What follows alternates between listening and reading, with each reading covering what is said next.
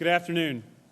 I'm Joe Stevens, and it's my privilege to serve as the director for the Crosby MBA program within the Trulaske College of Business. Thank you for coming today.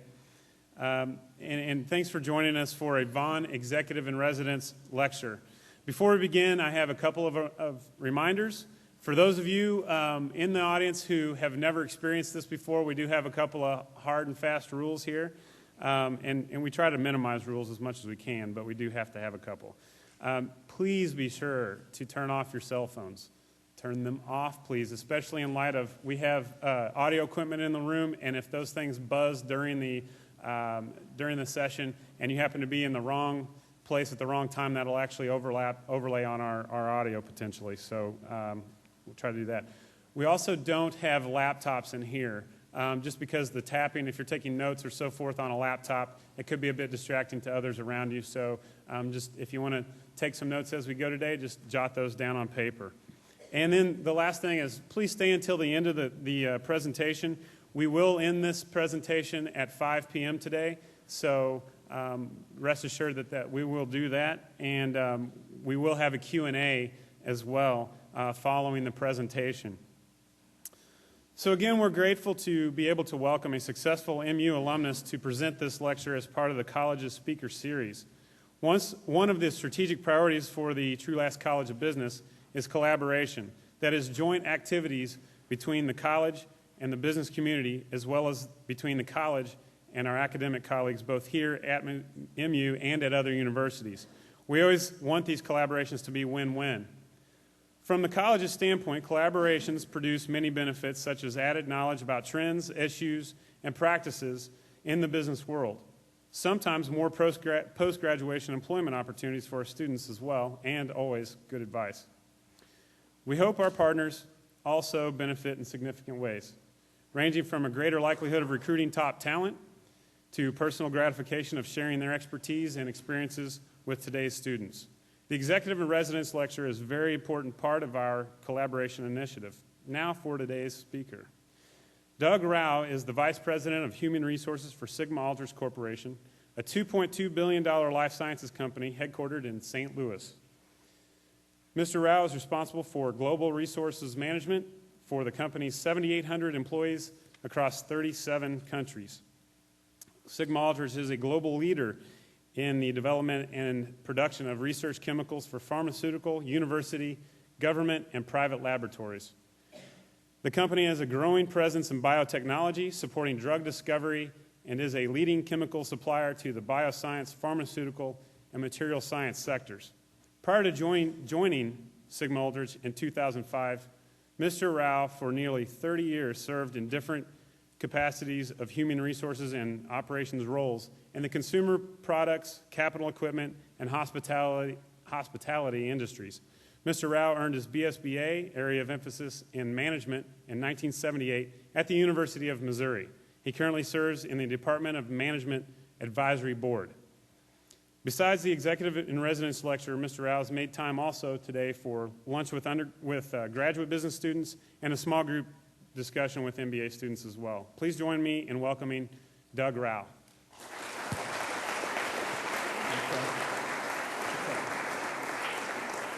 That was very nice, Joe. Thank you very much. I appreciate that introduction. Let me start by saying thanks to all of the organizers and those that help handle me and get me around. Dale, thank you very much, and Sue, Dan Turbin, thank you, and Tom. I see Alan in the back. I absolutely enjoy the time I spend with the advisory board, and it's a great rewarding thing for me. It's great to be back at Mizzou. It's great to give back a little bit, and I hope what we talk about today helps you in some small way get prepared for the workforce. Maybe you've got a couple of ideas here that you can pull from today's conversation and take with you as you go out in the business world. Today's conversation, managing talent in turbulent times. I better stay over here, right? Managing talent in turbulent times. It's kind of a catchy phrase, talent in turbulent times. I guess it's all the T's. After I ripped the title off from a webcast that I paid to participate in, I thought it worked well. It was a catchy title. But before I came up last night, I Googled it to see if there were other presentations like this, and there were 65,000 hits on Google with this same title, including one from Peter Drucker back in 1980, which was Managing in Turbulent Times. So this is not a new subject, and since, well, I hope you don't see it as a recycled subject. I had to pay to get the title, but considering what you guys have to pay, hopefully the value will be better for you, okay? Let's talk a little bit about context of who Sigma-Aldrich is. I want to spend a little time there so you understand from where I come from.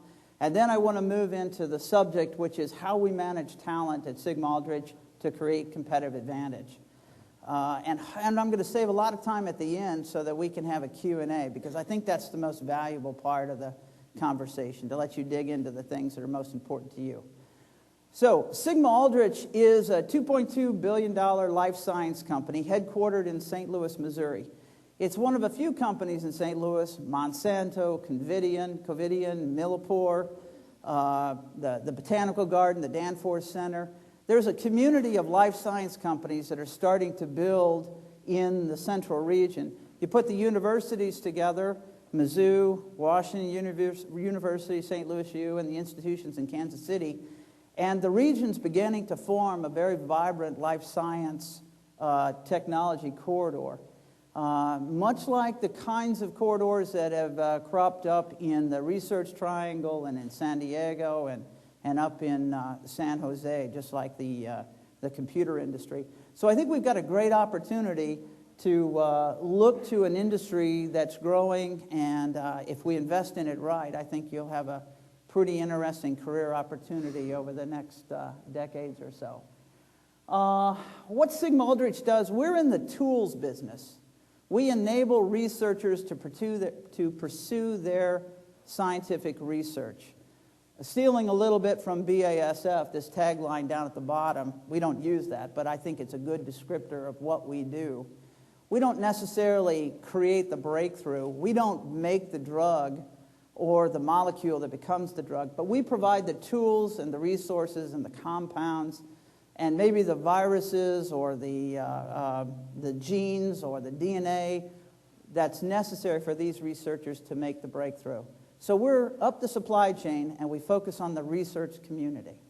Sigma's been around for a while, 60 years, and we are a global company. Oh, a little bit about our products, just to get into this, and I'll get into the rest of the company. It's a very large product portfolio, 130,000 products, almost half of which we manufacture internal. That's a very large product portfolio.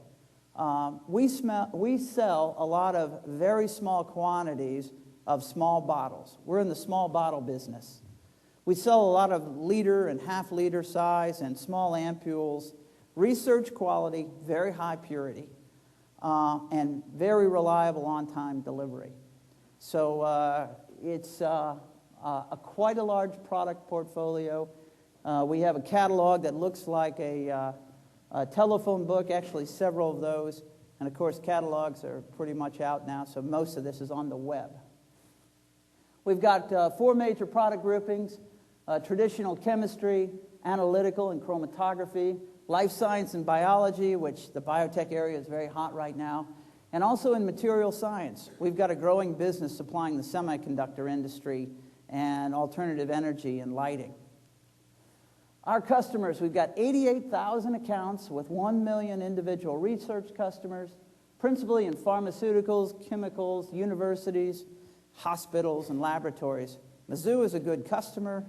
They spend about half a $500,000 a year with us, and always eager to serve Mizzou. So maybe I'm here on a sales call. Maybe that's the way to look at it.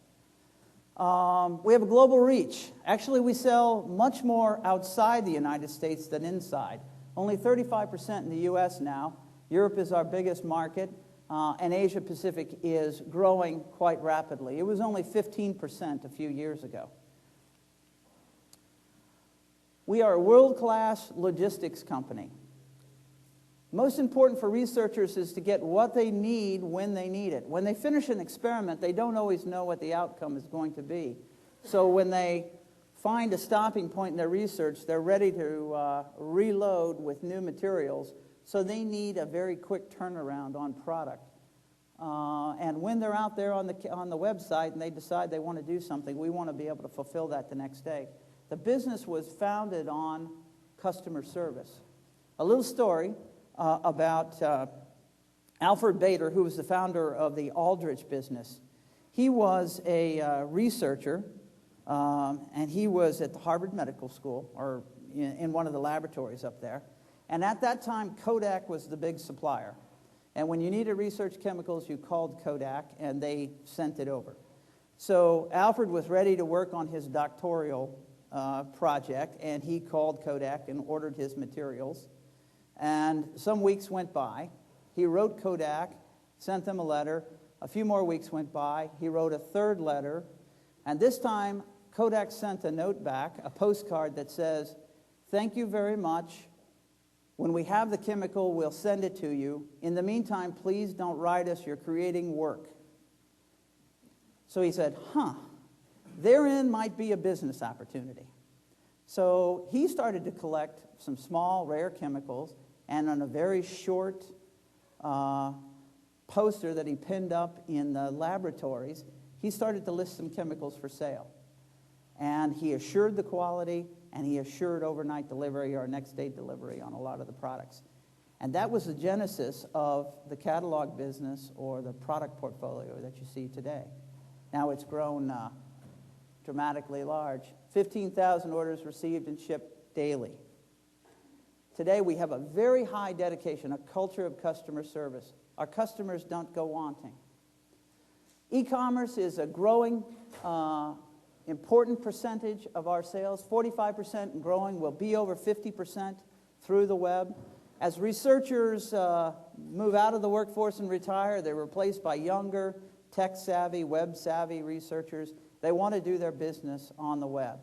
Plus, we have incredible content on our website, searchable database, modeling tools.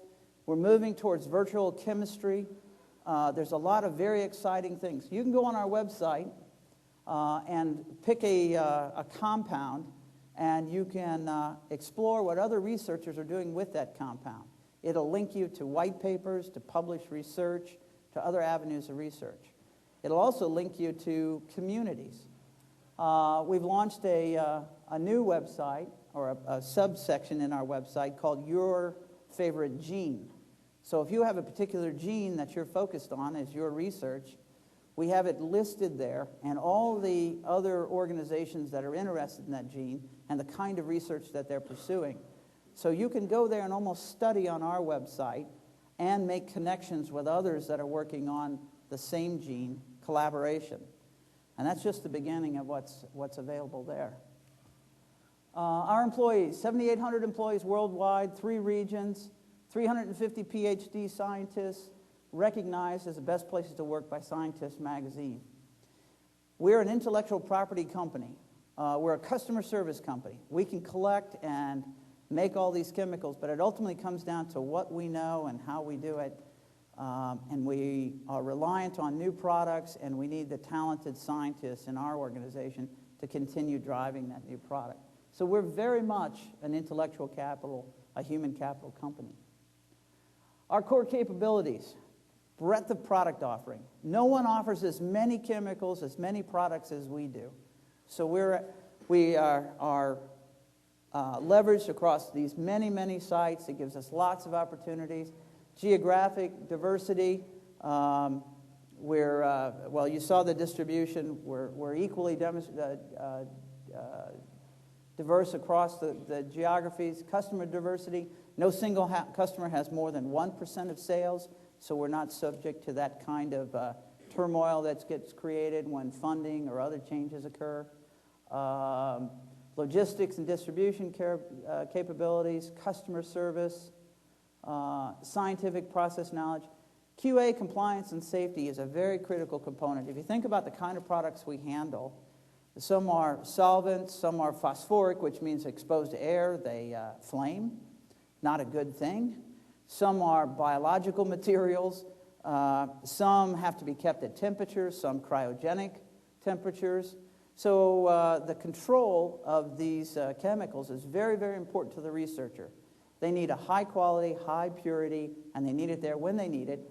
It has to get across country borders.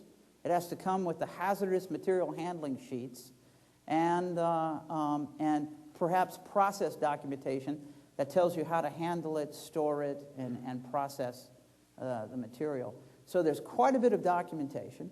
And in fact, the way we have this set up is the material may leave St. Louis or Munich, Germany, but the documentation is done in India, in Bangalore, where overnight the documentation catches up with the product. As it's delivered in the morning, the email shows up about the same time with all the documentation. So quite a sophisticated distribution and compliance system. Just a note on safety, world-class safety. We are probably the best safety performance in the chemical industry. We handle some very dangerous, nasty stuff. You'll see some pictures of employees that are suited up, and we have a very, very successful safety program, absolutely critical to what we do. New product development, core capability, 15,000 new products each year, and one great example is this zinc finger technology, and maybe some of you had a chance to go out on our website. A ZFN is a gene knockout technology that we are now licensing and starting to build disease models with. With this breakthrough, we're able to reach into a strand of DNA and select a particular gene and either turn it off, remove it, or insert a gene. Now, this is very important if you're trying to study a disease or you want to see the expression of what a particular disease does in the cell. Prior to this, we were able to suppress genes. But as the cells split and multiplied, it re-expressed itself. This is permanent knockout. You can turn it off or add it and leave it in. So how this is going to be commercialized, right now we're talking about model rats. A rat that has the genetic markers for Alzheimer's or Parkinson's. And the rat will display the Parkinson's disease just as it, for the most part, as it appears in a human. This is critical because up till now, it takes about 18 months to develop that model in a mouse or a rat, and it takes a lot of trial and error to build up enough examples to make the data worthwhile. We can do this in 4 to 6 months. So we can take a year out of this process. Now, what that does, it certainly gets the drug potential to the market sooner, but it also makes it much more affordable to screen more drugs for efficacy and the side effects that may occur. So because it's cheaper, the drug companies can now look at more things and include more things in preclinical trials. So this could be a really, really big breakthrough, and I think it's just one of the many biotechnology products that are coming down the pike. We also have a very interesting business in the semiconductor industry. We provide chemicals that are used on the last 2 generations of Intel's chips and AMD, so material science is a very important thing. We also make the chemicals that are used to create these LED lights that you see around in this novel pin. The cool thing about it is this is the same technology that backlights your cell phone or your PDA, your BlackBerry. So it goes from a novelty pin to a consumer electronic, and eventually it'll replace these lights. And it uses 10% of the energy that a typical incandescent light does, and it produces almost no heat. It's based on chemicals. So this kind of breakthrough technology is right around the corner. You'll see it when Samsung comes out with their new big screen TVs. Next year or the year after, we'll be making the chemicals that go in the back of those Samsungs that help create that very vibrant light. So Sigma-Aldrich does a lot of things in a lot of different areas, and it's a complex business, and it all comes together and produces a pretty strong financial outcome. We've got very strong gross margins and very strong cash flow. We can internally fund most of our capital needs. And at the moment, we're stockpiling some of our cash because we think there's some opportunities maybe for some consolidation in the industry. Profitable growth, sales 11%. That's starting to slow, so we have to watch that. EPS has got a good growth rate, and we're one of the few technology companies that actually pays a regular dividend that has been increasing over time. So our shareholders are very happy with their total shareholder return. We're in the top quartile in our segment and are regularly listed as one of the most profitable chemical companies in the world. Okay, how that all plays out in the marketplace. 2003, you put $100 in and the investment club would have got $188 even in the bad market of July. So that's not too bad. We're within 80% of our high, and assuming everything stays on track, we think we'll be back up long before most of the other industries. Okay, so that's Sigma-Aldrich in a nutshell. Now let's switch gears and talk about managing talent. I want to do a couple of things. I want to set up why talent management is so critical to business, and then I want to walk you through an integrated talent management model that Sigma-Aldrich uses. And I'll run through that, and we'll try to get through it kind of quickly, and then I'll open it up and we'll do some Q&A. So, tough economic conditions, and I guess you guys are looking at a job market that's pretty tough. It's probably not what you planned a few years ago when you put your education plans together, but it is a cycle. You'll be challenged here in the next 18 months or 2 years, but this is a natural part of it. So while it's a tough economic cycle, it will work itself out. And while it creates a lot of problems right now for job seekers and employers who are having to right size or adjust the size of their organization, it creates opportunities. Even if you look beyond the economic cycle, if you look at the broad human capital trends, I'm sure you've talked about this in some of your courses, the baby boom is still continuing to age. No matter what we do, we're still getting older. We may not retire as soon as we wanted, but eventually we're going to go. And the sooner the market comes back, the quicker that's enabled. But there's some other things that have changed in the human capital trends that I want to briefly set up so you understand why talent management is important.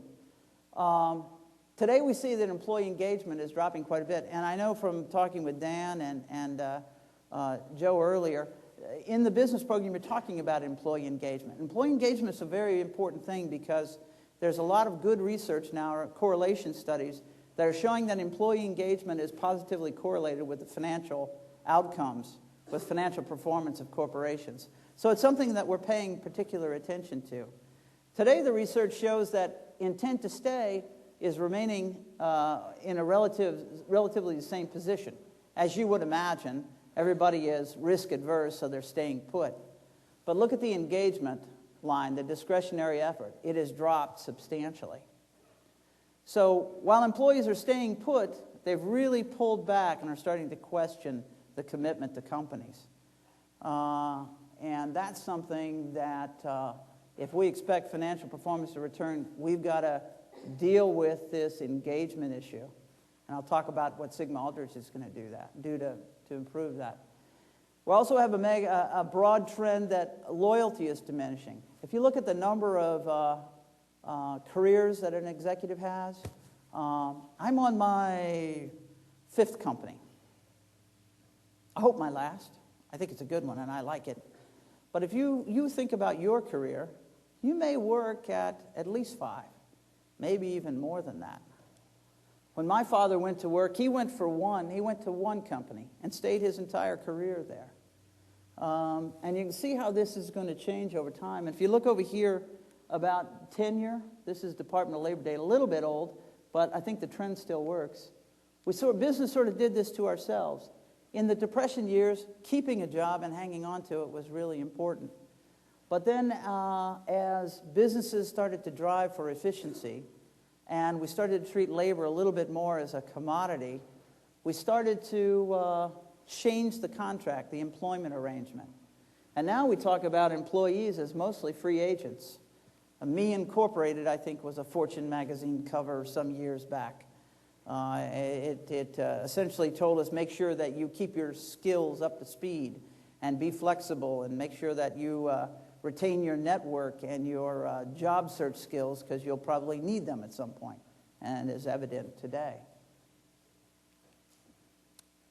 Regional shortages are delayed, but the McKinsey war for talent is still present. The baby boom and the demographics in the world are still going to happen. In the U.S. and Europe, the baby boom is getting older, and they're going to depart at some point.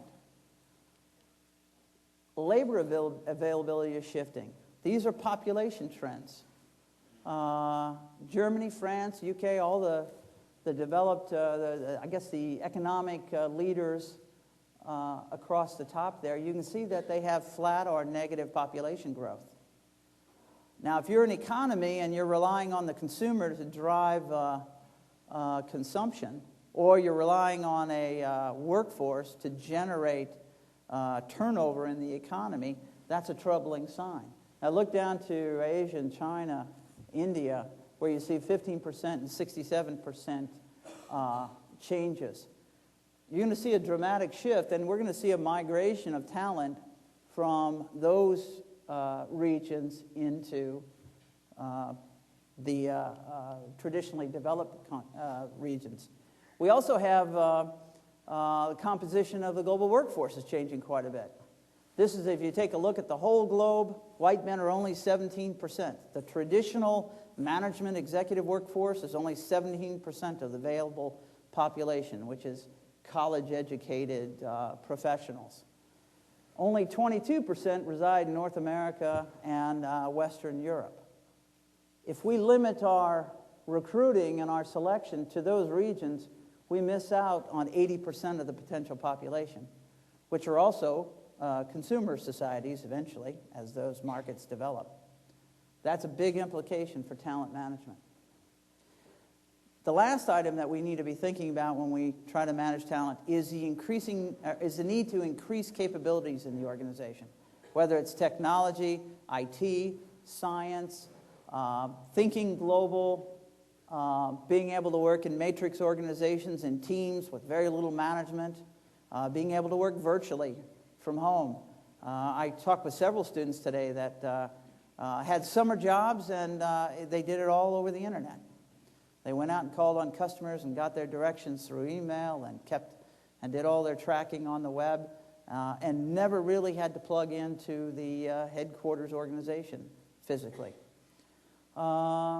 Diversity and inclusion, doing the right things, sustainability, health, and the quality of life. All those things are increasing capabilities, and they're putting additional stress and demands on the talent management of the traditional organization. Okay. So the talent market is changing. If I, as a business leader, stick with my traditional approach to staffing the organization, which is reacting when I have an opening, going out to find the available person that I can and filling the role with my traditional candidate, I'm going to lose capabilities. I'm going to lose advantage in the marketplace.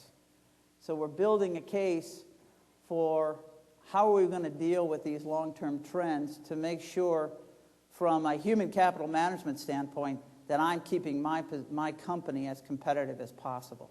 So that's where I want to introduce human capital strategy. Now, maybe you've talked about this in some of your programs, so I've got a general definition up here.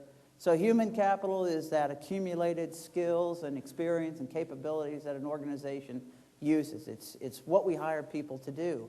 It's the accumulated knowledge and skills, the process knowledge. In our business, there's a lot of chemical reactions that occur as we make these 130,000 different products. And we've got a lot of documentation there, and our chemists have to write that stuff down. They only may create that product every few years. They may make 5 years worth and set it on the shelf. And if they don't precisely document that process, we have to relearn how to do it. So process knowledge is very, very important to what we do. We sit down as an organization and put a strategy together a 3-year strategy to say, how are we going to manage our workforce? How are we going to make sure that we're bringing in the capabilities and the skills we need so that we can win in the markets that we serve?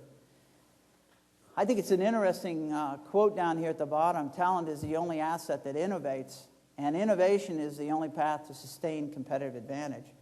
If you think about supply chain strategy, product strategy, a lot of that stuff can be eventually duplicated. Maybe not brand, if you do it the right way, maybe that's sustainable. But a lot of this stuff can be eventually copied. But talent is very, very difficult to copy the culture and the capabilities of your competitors. You can do it differently and compete, but you can't quite copy. So I think in the future, this is an opportunity, and organizations will spend more time and will invest more in building advantage through talent. Okay, human capital strategy. These are the questions that we go through as we take a look at our human capital strategy. We always start with the business strategy. What are we trying to accomplish? Right now, Sigma-Aldrich wants to grow more rapidly in Asia. So growing in Asia is a very important component of our strategy. Where are we going to find the leadership to find the talent that's going to build our markets in China? We have first mover advantage there, and if we don't continue to invest, we'll lose that advantage. So we have to do that in India and Argentina and especially China.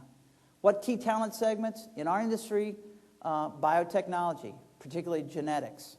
Those are 2 key talent segments. Also IT and e-commerce.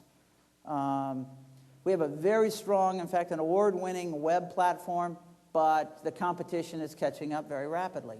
We need to continue to add to content because our markets will be won and defended on the web. Do we have the right leaders? We need a global manager that thinks globally, that understands science, and can run a very profitable business. I never have enough of those managers, so that always remains a key talent segment. And the last one, how effective is the organization at engaging and retaining? Once I get the great talent there, if I don't have the leadership systems in place and we don't manage that relationship, then I really invested for very little return. So engagement has got to be paramount. So the way that we approach this is we put an integrated talent management process together. These 6 steps starts with a planning, selection and sourcing, engagement, performance management, total rewards. There's probably nothing in here that's particularly earth-shattering. I think a lot of these individual tactics have been in place. A lot of companies have similar programs. The value comes in putting an integrated model together and looking at it as a system and running it that way. And if we do it right, we do a good job of aligning our HR investments with our business strategy. So let's quickly go through each of these, and I'll talk about a few anecdotes as we do it. We do an annual talent planning process. So each year in the spring, in time for a May board meeting, we take a look at our organization. We step back and say, how did we do last year? What performed? What's working? What didn't happen the way we wanted it to? And what are the talent implications? And we start taking a look at the capabilities that we need to execute the strategy and the gaps. Where are we missing? Where are we not living up to what we want to do? What are we going to have to go out to the market and acquire? Or what are we going to have to accelerate the development of? We define mission-critical positions, and we spend a lot of time trying to identify the next generation of leaders in our company. Who are the high potentials that we're going to put extra time and extra investment and create exposure for and make sure that they get challenging assignments so that they're ready to rise when we need them. We've set a couple of rules for ourselves. Talent is owned by the enterprise. No silos. So a strong manager in Europe, the CEO, and the business leaders have every right to say the best position for that German manager is in Milwaukee. And that's the right thing for the business and the right thing for that manager. So even though we're crossing a region and crossing a business unit, we're going to do the right thing for the company. So talent is a collective ownership. We also hold executives responsible for growing talent. They're responsible for ethical behavior and doing the right thing, good governance practice. They're also responsible for delivering business results. And they're also responsible for building a talent pipeline. If our leaders don't take responsibility for it, it just won't happen. So we look back and say, business leader, how many leaders did you produce? How many leaders were spun off from your organization? Did you create more than you consumed? That's what we're looking for. Managers that consume more of the leaders of the organization, not so excited about that, because they need to be generating talent for the rest of the organization. And of course, we track and scorecard this thing and keep track of it on a year-to-year basis. And the board wants to know. In fact, they want to meet the 20 people. They want to meet the high potentials and the next leaders. They dig into these records because it's important to them. Our CEO says he's got 3 priorities, which are the board's priorities. One is to preserve the company's assets, to make sure that we're doing the right thing and that we don't waste our investors' money. So preserve assets. The second is to make sure that we've got a good, solid strategy to run the company, and it's taking us where we want to go, and the board agrees that this is the right business strategy. The CEO's third priority is to replace himself, is to find a talented leadership team that is ready to come in. So he's got those 3 priorities: preserve the capital, have the right strategy to drive growth, and make sure he's got a succession, a pipeline that produces the leadership needed to drive the company. So that's a pretty simple mandate, and it puts our set of priorities, and it puts talent management right at the top. And we just talked about this with Joe's group, and I thought it's a pretty interesting conversation. One of the things that you might find is an interesting way to position yourself as you start to look for a career, or once you get in a company, to come back and take a look at what can I do to drive my advancement in the company. A lot of organizations use similar window pane kind of charts to define performance and potential. This is the part where usually they start to look at me and say that, you're not very humane. You're being kind of tough. You're sort of quantifying human factors, which is not a fair thing to do. But this is a very important thing, because we're putting so much money into our human capital. Almost $500 million we spend on labor every year. 23% of our sales is invested in labor.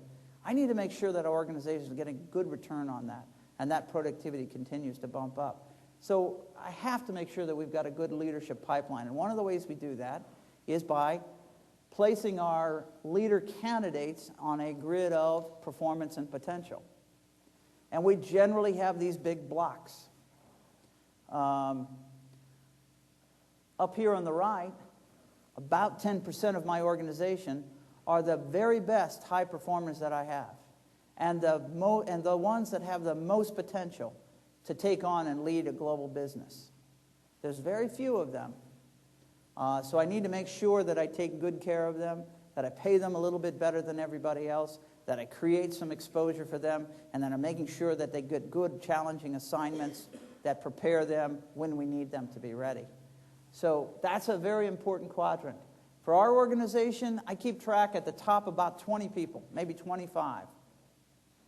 At the next tier, we maybe have another 100 that we're managing. And again, this is a workforce of about 7,800 people right now. So the numbers aren't large, so I can keep track of them. But it's a very important block. If I lose one of those individuals, I've really harmed the organization.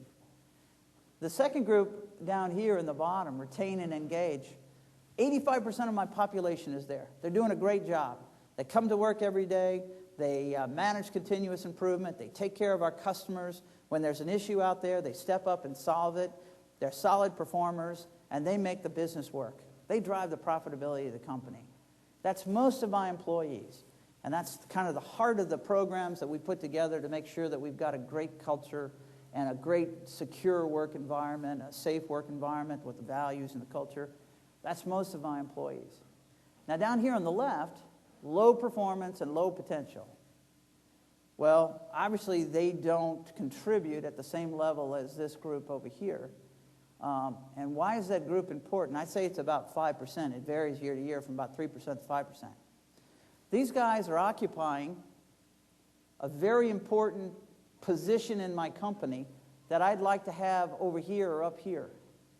So this is, I'm not getting a very good return on that group that's not contributing the same level of contribution as some of their peers. And the rest of the organization knows it. They see these managers, the managers that can't quite get the results, that don't follow through on the projects, that don't build the teams. So if I accommodate that group and let them sit, I send the wrong message to my organization.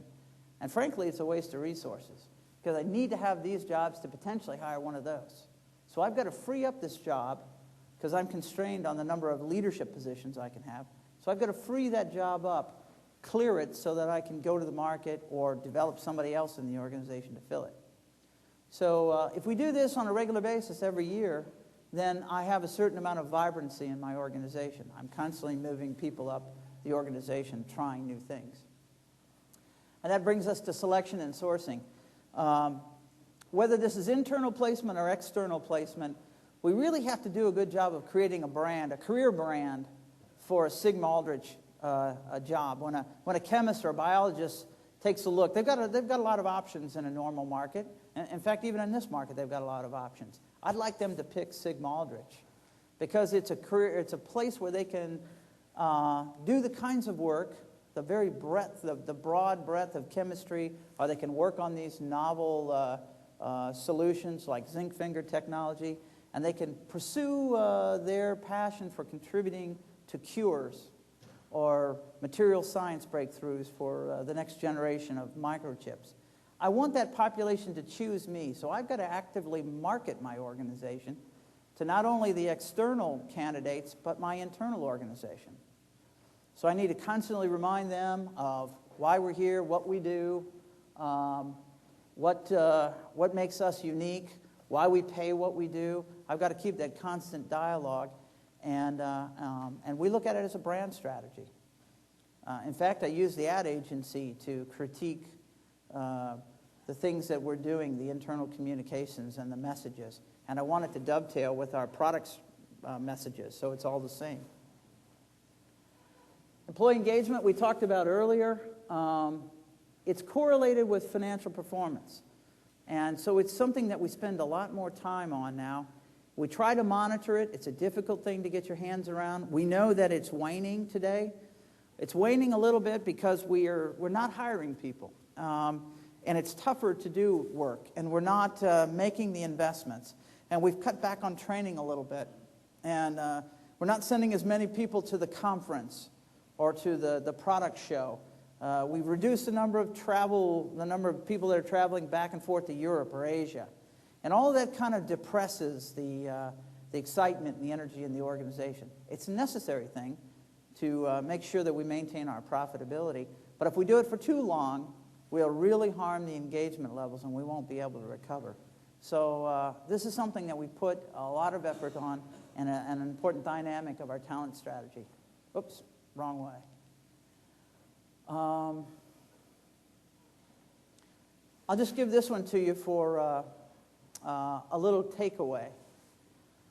One of the questions I got is, what's unique about this time in the marketplace, and what should leaders be doing to make sure that they're driving or that they're leading effectively in turbulent times, in a down market? What should they do? And as I looked around and I thought about the things that we're doing, it occurred to me, well, one, I got this group from, or this list of activities from Corporate Leadership Council, which is sort of all-encompassing. It's sort of a rule of 10, which is pretty good. For performance, be honest with people. Talk to them about what they're good at and what they need to improve. Try to get people in the right roles. Help them, support them with day-to-day solutions. Give them the resources. Help them solve problems. For engagement, be a good leader. Talk about what's good in the company. Try to minimize the hassles in the business. Make it easier for them to work there. Help employees connect. Help them build networks to learn from each other, to facilitate productivity, connecting people, and really make an effort at development. If we do these things, we're going to do a pretty good job in this downturn. But you know what? This is the same list that you do in a growing market. So I'm not sure that leadership responsibilities really change. I think the message changes, But a good leadership behavior is good leadership behavior in a good market, a bad market. You're always challenged in every market. If it's growth, we can never capture enough growth. If we're in a kind of repositioning marketplace as we are now, we've got to make some other decisions, but we still need the same leadership behaviors. So I don't know if that rings true with the professors in the room, but that's kind of the way we sum it up. So we took a step back and said, well, we really don't have to change our leadership requirements. We're going to change our goals, and we're going to change our resource requirements, but we still want leaders doing what they've always done.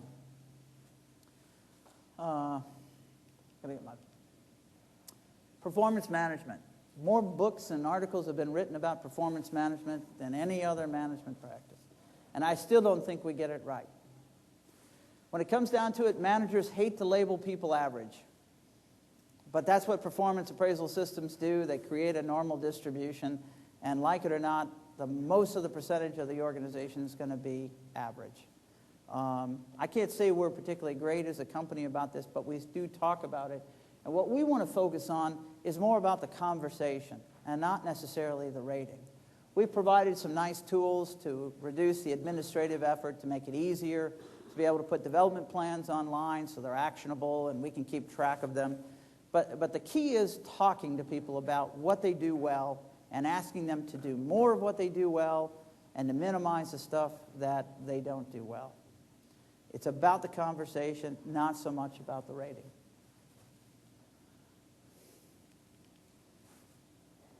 We also have a philosophy of development for all.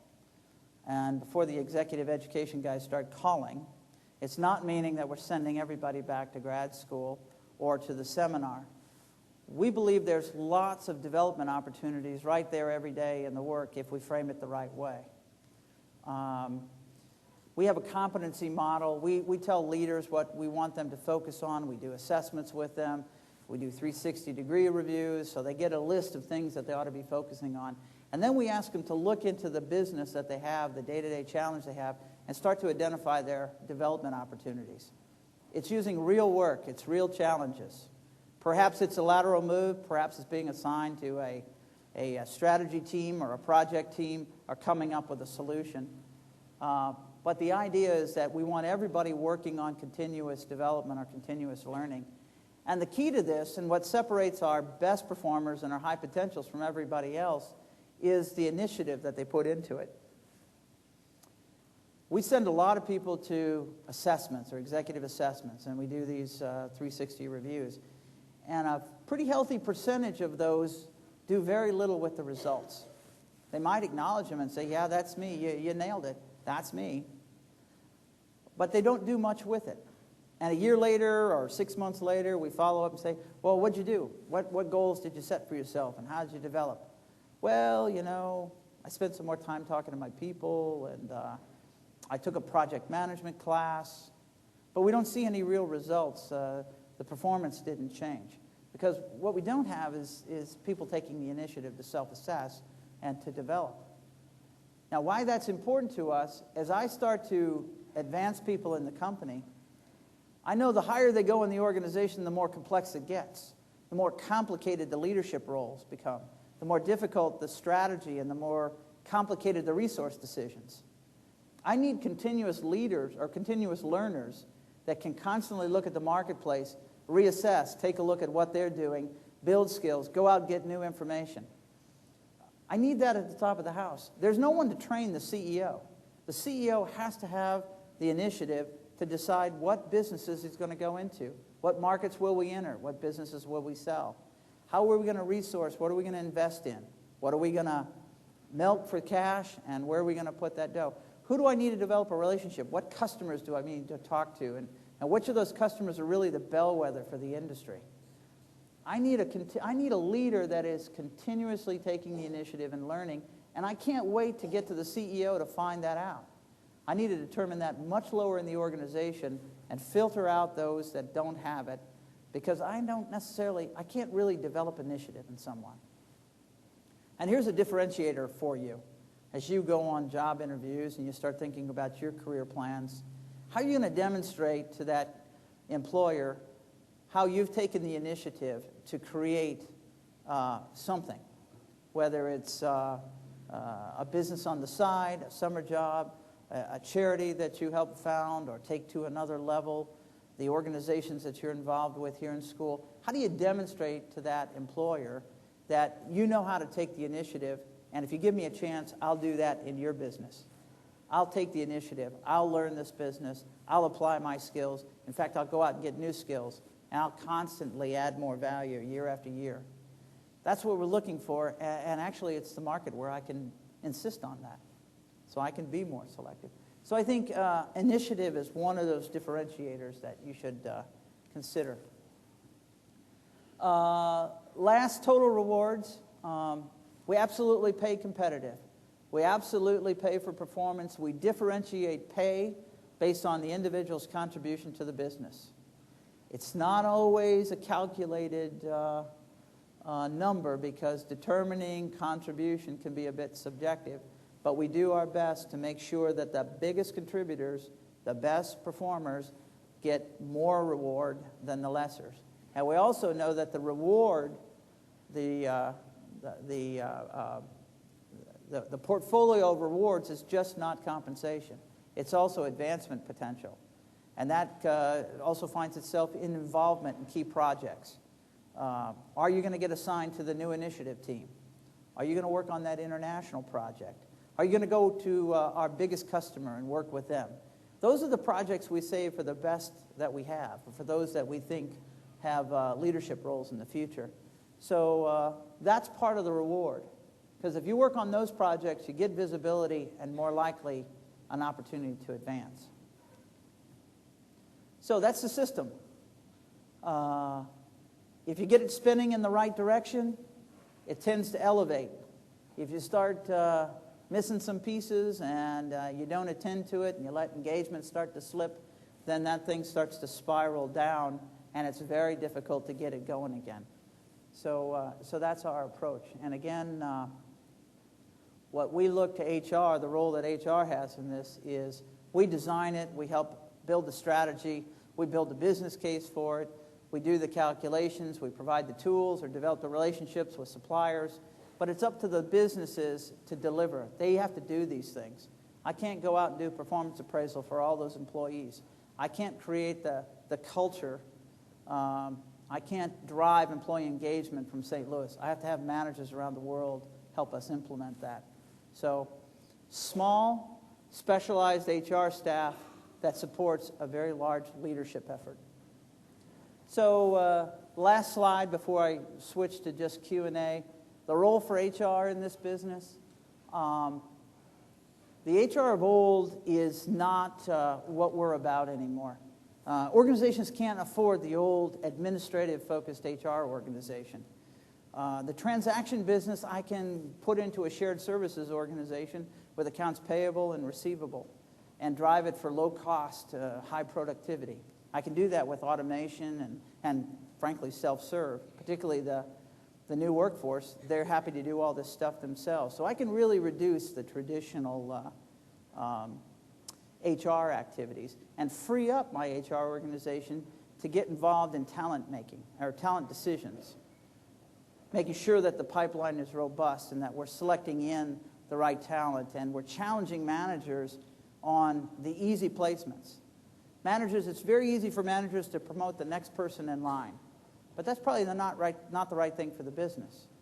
Maybe it's a cross-boundary move, a candidate, an alternative candidate that they weren't thinking about that adds some new energy to the group, or perhaps advances a minority candidate or a woman candidate into a role that might create an executive.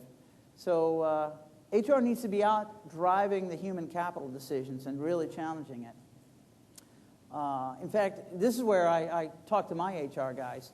If you think about your organizations or if you work in organizations, there's a financial controller. And that financial controller has the right to challenge money decisions, investment decisions. That's her role, right?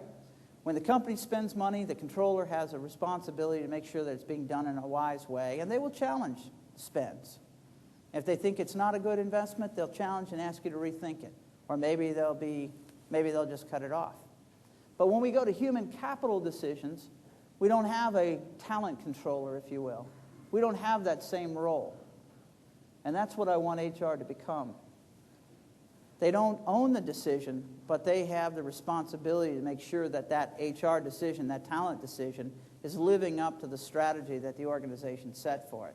That we're there monitoring and we're measuring and we're auditing and we're challenging and providing the new tools. So the HR organization of the future is very business focused. I'm not interested in psychology majors that want to work in HR or teachers that want to move into HR.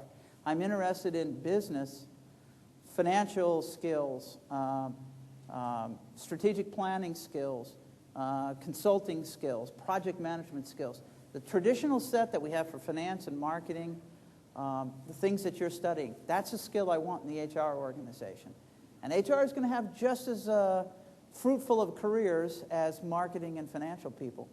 If you go out and look at the pay, I think over time you'll see it's going to be about the same. Plus, we're in charge of the pay, right? So we get to make sure that happens. Yeah. Okay. So know the business, know HR, have an opinion, get out and get results. Okay, that's a quick run through. I don't know how we're doing on schedule here, but we got about 15 minutes. Maybe we can take some questions and see what I can answer for you. So the way we typically handle these, for those of you that have done this for the first time or doing this for the first time, we have a couple of people on the sides that will, so raise your hand if you have a question. We'll run a mic up to you. Stand up, please, when you ask your question, state your name, and then ask that question in a concise manner. Does anyone have a question they would like to start off with for Mr. Rau? Tom has one here. Okay. To what extent has Sigma-Aldrich been successful in promoting from within? I know you came in pretty much as a senior guy, Yep.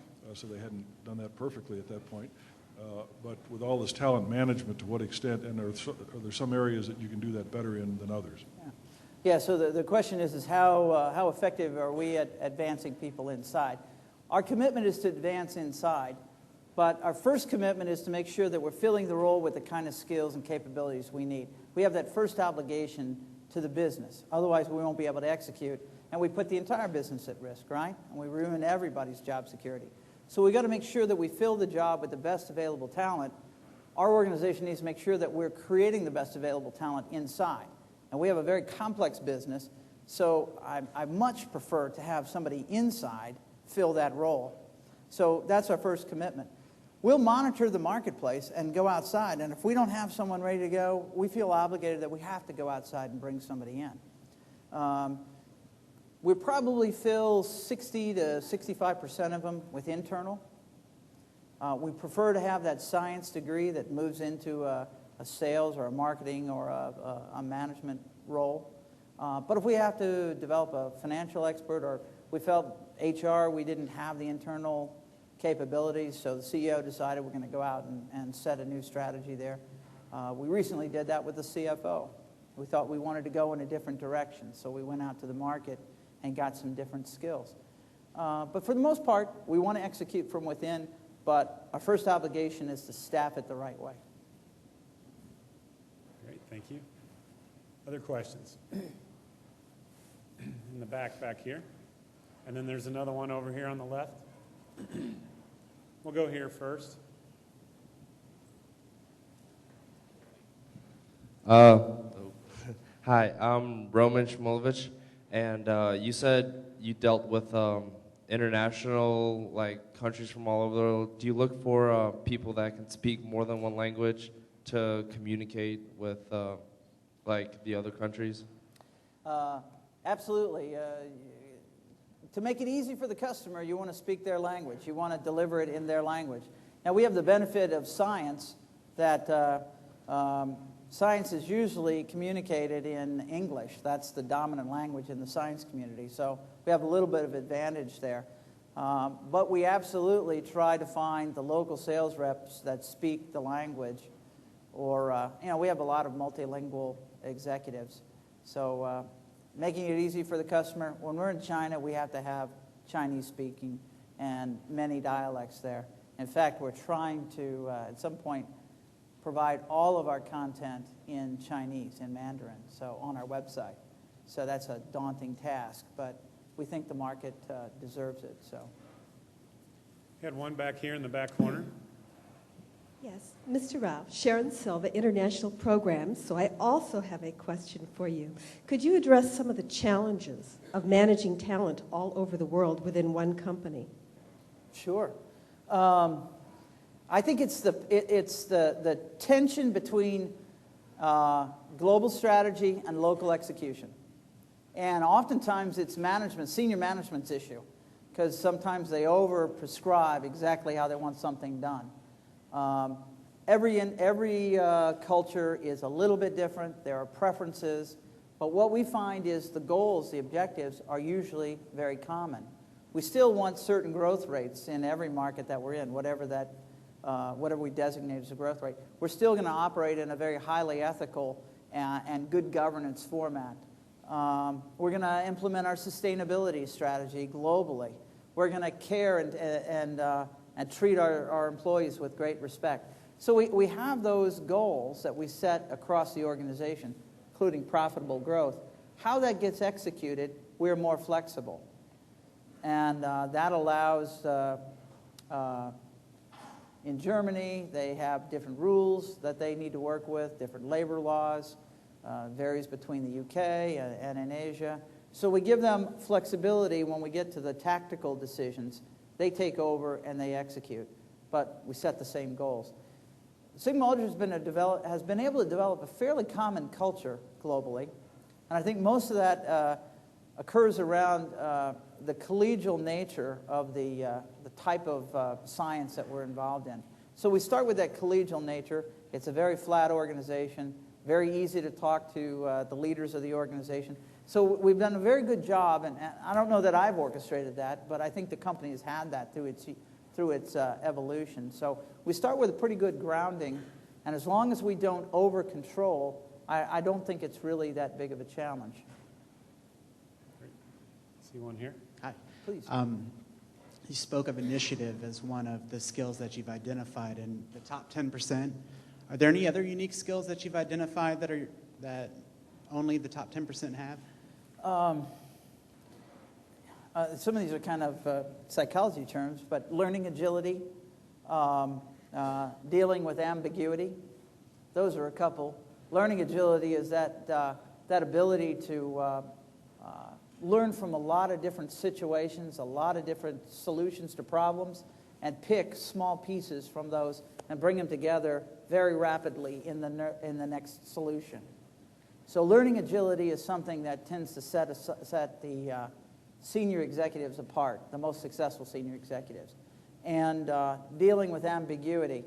Again, the higher you go in the organization, the less definition there is.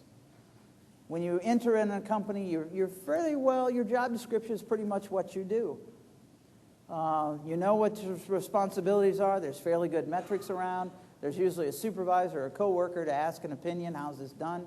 But the higher you go up the organization, the more ambiguity, the more less defined it becomes. So, and when you get to the CEO's suite, where's the market going to go? How do you deal with that? You never get complete data sets. But a good CEO still comes up with better decisions most of the time. So those two, I think, are other differentiators in that top 10%. We actually have, for sure in the MBA program, I assume in the undergraduate program as well, some courses that deal specifically with ambiguous issues. And it's been interesting to observe student feedback on those over time. And I think going forward, that's something that we'll continue to press, but I've had some of that as well. I see another question, I believe, right here. Okay. Hi, I'm Megan Kinnison, and I was wondering how you worked your way up the scale to become the vice president of HR. Did you start at the bottom and kind of work your way up that way, or how did that happen? Well, I graduated from Mizzou. That was where it started. No. Gosh, I don't know. Luck, hard work, some serendipity. Hopefully I exhibited some of the things that I was talking about there. Initiative, in the middle part of my career, I chose to leave HR and move into operations. In fact, I went out and sort of did an industrial engineering role. I headed up an initiative for the company around Six Sigma, that continuous improvement stuff. And I found myself in the plants working with lines, optimizing lines, trying to improve their productivity and yield, and building self-directed work teams. And what it taught me to do is look at how the business made money from its operations. And working with McKinsey, some consultants, I'm very lucky to be able to work with some very bright consultants, and I took a lot of learning from that. But I think that stint, and it was about 4 or 5 years in operations, when I decided to go back into HR, that really helped me communicate with the organization. And a couple of relocations in there also helped do that. So, that's kind of tough. I think you volunteer for things. You just keep pushing up and bringing new ideas to the table. And fortunately, I had some people that believed in me and got a chance. Doug, one of the charts you showed earlier was talking about discretionary effort and how that's a key measure. What exactly is discretionary effort? Maybe an example or two. What I always use is when the phone rings at 5 o'clock, what do? Run out the door. It could be our biggest customer, or it could be the mailroom. Discretionary effort means an employee is willing to hang around and willing to put a little more effort into it, to dig a little deeper into the solution, to get back to the customer before the day is over rather than the next day. It's putting a little bit more effort in there. And actually, that's what differentiates great companies from good companies.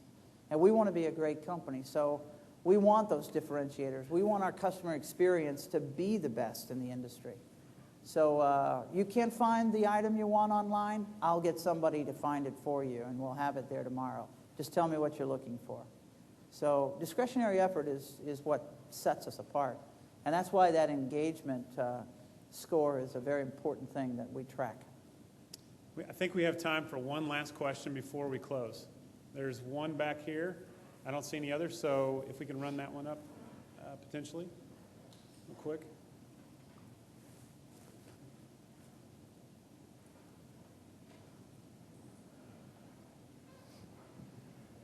Hello.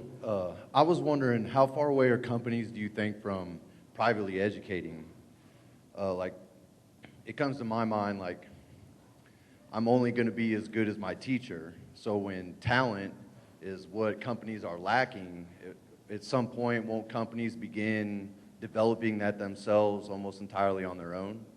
I can't remember what year it was, but ExxonMobil returned some extreme amount of money back in dividends to their shareholders, and the guy said his comment was he did not have any talent to invest the money in. So wouldn't there be is there a point where companies are going to begin doing that on their own? Yeah, I think the situation was he didn't have a better investment to put the money into. They had a pile of cash from the run-up in the oil prices, and they didn't have something that would drive a better return than returning it directly to shareholders in a special dividend. Shareholders like that, by the way. That's a good thing. Sometimes we ask ourselves that. We've made a couple of acquisitions that didn't pan out the way we thought. So as we accumulate cash, and if we don't hit a 20% return, which is what we're getting on most of the business, is it better just to give it back to shareholders or to invest in a technology that may or may not pan out? That's one of those ambiguity things that the CEO has to struggle with. Most companies don't find themselves in the enviable position of having that big pile of cash. And if we run out of talent, well, I guess the answer to that is there's a lot of great talent available inside the company and certainly outside the company. My competitors have a lot of great talent, and if I'm willing to buy it away from them, I can get it. There's a lot of great talent in organizations and schools, If I choose to do it, I can find the talent out there. And in fact, that's exactly what we'll do as we get into these new businesses. This genetics business that we're talking about, transgenics, we don't have deep talent in that. We've got a very small team that knows how to do that, and they've got a breakthrough.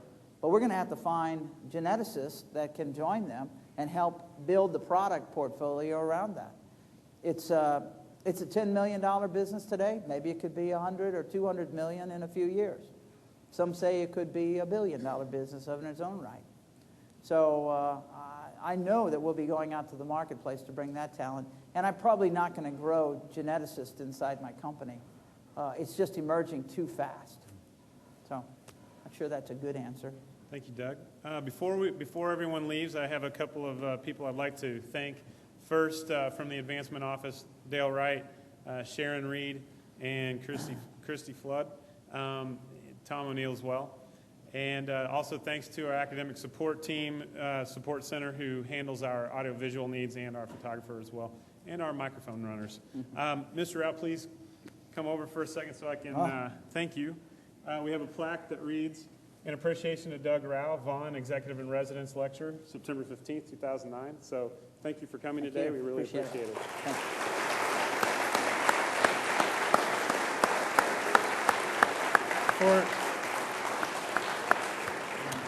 For those of you that would like, Doug will be down here for a few more minutes, and feel free to come down and say hello. We are adjourned. Thank you.